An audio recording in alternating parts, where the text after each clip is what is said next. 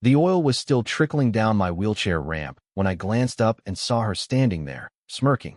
My neighbors hurried over to assist me as I sprawled on the concrete, my prosthetic leg tangled beneath me. The HOA president lingered nearby, clutching the oil can, thinking she'd taught a lesson to the guy with the unsightly ramp. She had no clue she'd just dashing Ed, a Special Forces colonel with 28 years of military strategy under his belt. Our peaceful suburban neighborhood was about to become her unexpected battlefield. After nearly 3 decades of distinguished service, I'd retired to civilian life with 2 Purple Hearts, a Silver Star, and half my left leg gone, lost to an IED blast in Afghanistan. That explosion couldn't break my spirit or dull my tactical mind. When I bought my home in Pineview Heights, I told the realtor I craved tranquility. I'd orchestrated counterterrorism missions across 3 continents and led teams into combat zones where snap decisions meant survival.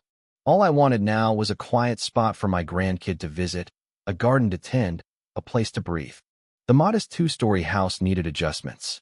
A steep, short ramp from my porch to the street was installed with all the proper permits, a lifeline that kept me independent despite my wheelchair. I painted it to match the house's beige siding and lined it with neat little planters. Detail-oriented by nature. I smile faintly recalling it. Special Forces taught me details mean life or death. I made sure that ramp was as functional as it was easy on the eyes. Above my porch flew the American flag that had shadowed me through deployments in Iraq, Afghanistan, and missions I still couldn't discuss. That flag symbolized everything I'd fought for, including my right to live with dignity in the nation I'd served. At first, Pineview Heights felt welcoming. Several neighbors were veterans like me. Mrs. Carter across the street brought fresh bread. The Lopez family next door pitched in with yard work while I adjusted to my prosthetic. For 3 months, it seemed like the haven I'd sought. I should have spotted the red flags, I mused now. In hostile zones, there's often a lull before the strike.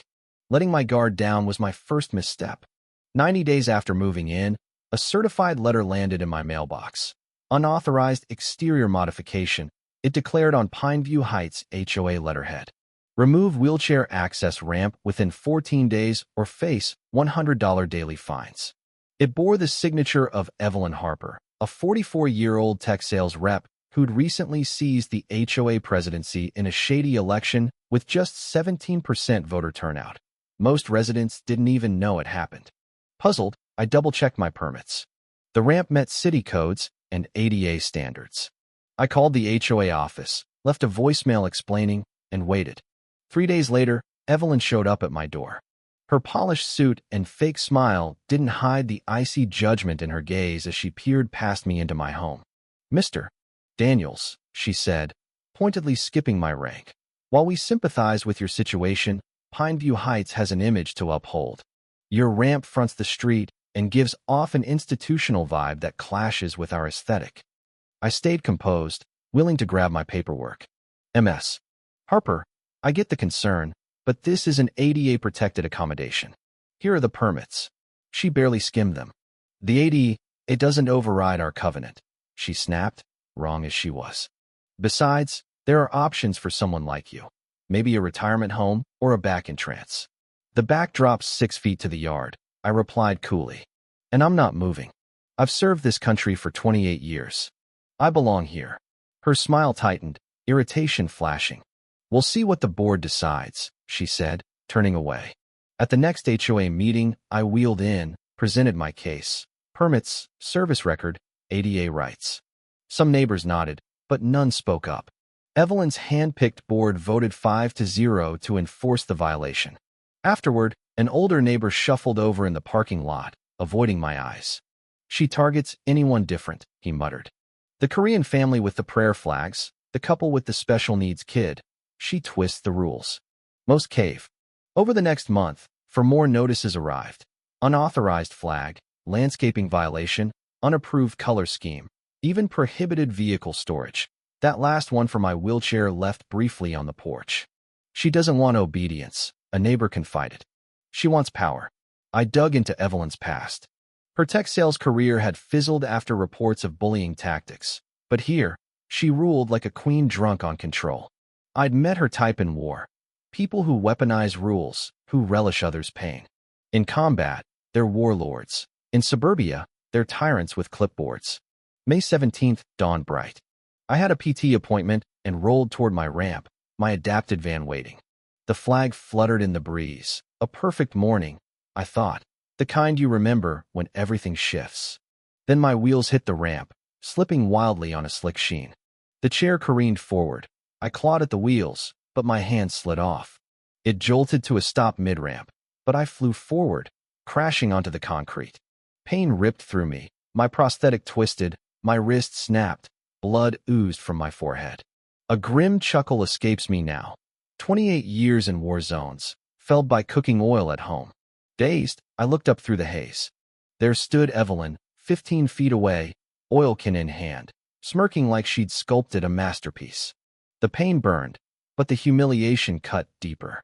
I wasn't Colonel Daniels, mission leader, anymore, just a broken man on the ground, her prey. She didn't budge as I struggled.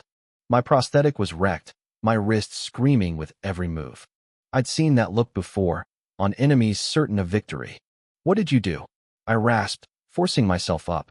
She stepped closer. I warned you about that eyesore. If you can't handle your property, maybe this isn't your place. Her cruelty stung worse than the fall. You could have killed me. I barked, my command voice cutting through the pain. Don't exaggerate, she scoffed. If you can't manage, that's on you. My condition, I said, voice steadying, is from losing my leg so you could be this heartless. But I've still got my mind and my fight. Her smugness wavered. You don't know who you're messing with, I added. This is assault, a hate crime against a disabled vet. The Lopez family rushed over, horrified. We saw it all, mister, Lopez said, glaring at Evelyn. Our camera caught it, street-facing for deliveries. Her mask slipped, then hardened. Prove it, she spat. You lost control, not my fault. Neighbors gathered, Mrs. Carter pressing a cloth to my head. Ambulance, Colonel? She asked. No, I said, locking eyes with Evelyn. Police. Her face blanched as she retreated, stammering. This is an HOA issue, not police. Assault and tampering with accessibility gear? That's criminal, I shot back. In special forces, we learn the real danger comes when your enemy thinks you're down and lets their guard slip. Big mistake, MS. Harper. Police arrived, took statements, photographed the oil-slicked ramp, nabbed the can Evelyn ditched in a bush. One officer, an ex-Marine, gave me a crisp nod. Sir, we've got this. She's out of line.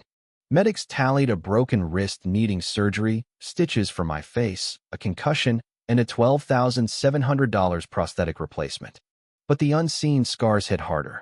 My safe zone, my AO, was breached. I'd survived ambushes, captivity, chaos overseas, but this betrayal at home cracked something deep. Nightmares returned. Not just war, but falling endlessly while faceless watchers grinned.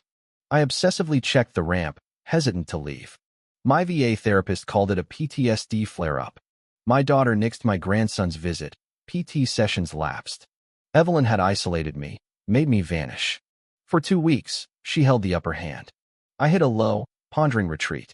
Then my old commander's words crackled through. You're still the strategist, the leader, the fighter, just a new battlefield. That sparked my counterstrike. A VA social worker, Lisa, specialized in housing discrimination, lit the fuse. This isn't just wrong, it's illegal, she said. We're fighting back. My strategic mind kicked in. I tapped old intel buddies now in digital forensics. We mapped Evelyn's reign. The Lopez footage showed her at dawn, pouring oil, waiting for the crash. Neighbors opened up via a secure channel I set up. Tales of harassment poured in. The widow fined over a memorial garden, forced out. The family with an autistic kid, hit with fees for therapy gear. The Vietnamese couple targeted for cultural decor. Evelyn preyed on the vulnerable, elderly, minorities, the sick. A pattern emerged. She'd bully until they fled. Then shady firms tied to her brother-in-law snapped up the homes cheap. A retired cop neighbor revealed Evelyn's past, probed for patient abuse in sales. This wasn't about aesthetics. It was power, cruelty, profit. I called my JAG pal, Colonel Rachel Evans, now an ADA lawyer. She filed a complaint and synced with police, who tagged the oil incident as felony assault with hate crime enhancements. The detective, a Gulf vet, dug wider, spotting a neighborhood trend. Then a bombshell. $87,000 missing from HOA funds, siphoned as fake legal fees. A search of Evelyn's home uncovered emails plotting with investors to oust problems for cheap buys. She was renting her place, against HOA rules, making her presidency a sham. I fed the story to Tara Lee, a reporter I'd aided in Afghanistan. Her exposé on HOA abuses against disabled vets went viral.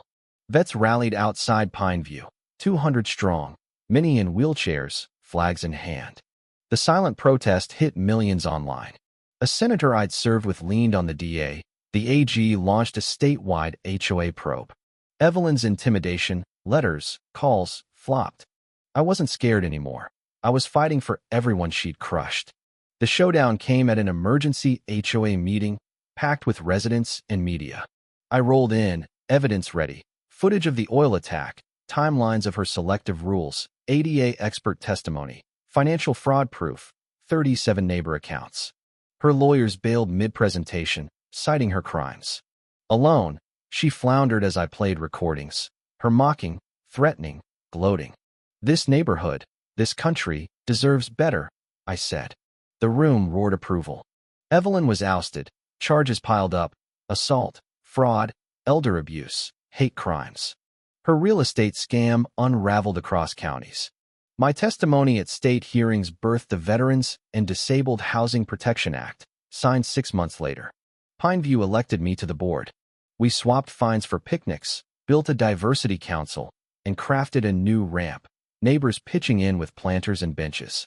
The widow returned, her garden restored with a plaque for justice. That oil meant to break me forged a stronger community. True strength, I learned, isn't standing alone, it's lifting others up. Evelyn picked a fight with a colonel, but lost to a neighborhood that found its spine.